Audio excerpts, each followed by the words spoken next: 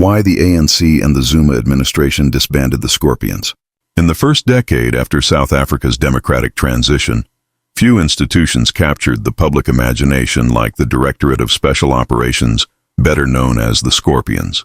Formed in 1999 and placed under the National Prosecuting Authority, NPA, the Scorpions quickly developed a reputation for elite investigative skill, high-profile corruption busts, and a dramatic, almost cinematic public persona.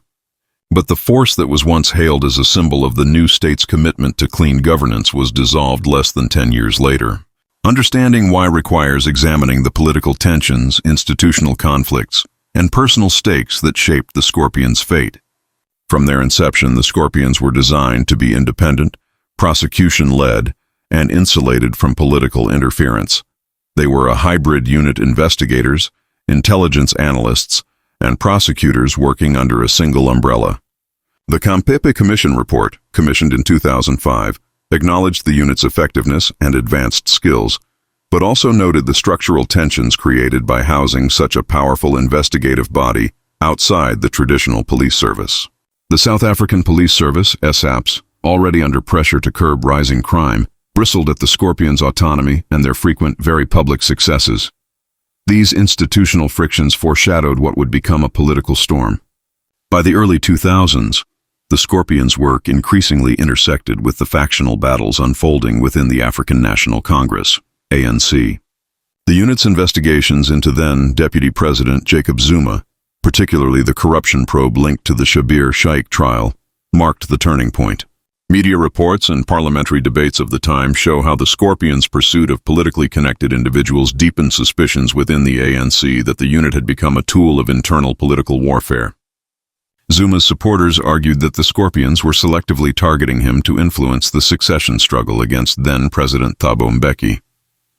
This narrative of political bias, though contested, took root. Books chronicling the Mbeki-Zuma divide describe how the Scorpions became entangled in the broader ideological conflict over state power, accountability, and counter-revolutionary threats. Within ANC structures, resolutions began to take shape, portraying the Scorpions as a rogue unit operating outside democratic oversight.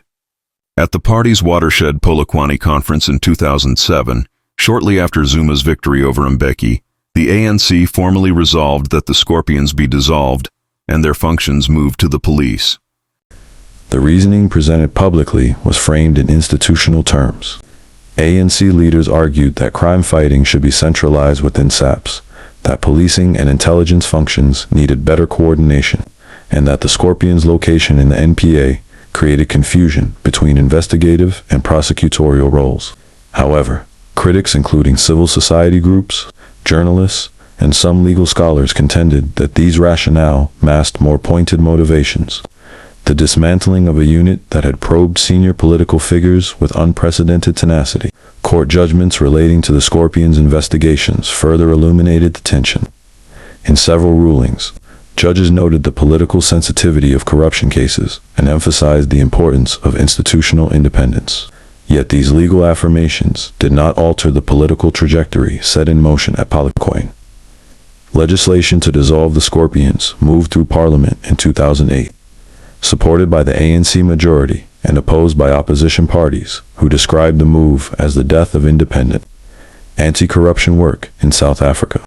The transition from the Scorpions to the SAP-based Directorate for Priority Crime.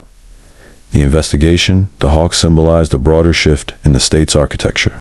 While the Hawks were mandated to continue similar work, their placement under the police and later court findings questioning their independence reinforced concerns that the new unit lacked the insulation necessary to pursue high-level corruption fearlessly.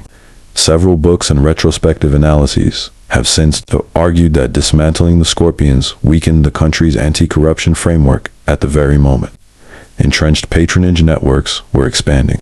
From a narrative perspective, the story of the Scorpions' disbandment is one of political power meeting institutional independence, and political survival colliding with constitutional ideals.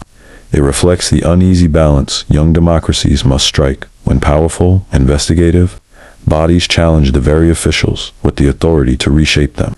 The Zuma administration and the ANC did not merely reorganize law enforcement, They redefined the boundaries between party, state, and accountability. In the end, the disbanding of the Scorpions was more than a bureaucratic restructuring. It was a marker of a pivotal moment in South Africa's democratic journey when a celebrated anti-corruption force became a casualty of political factionalism, and when the nation confronted the enduring question of whether power can truly investigate itself.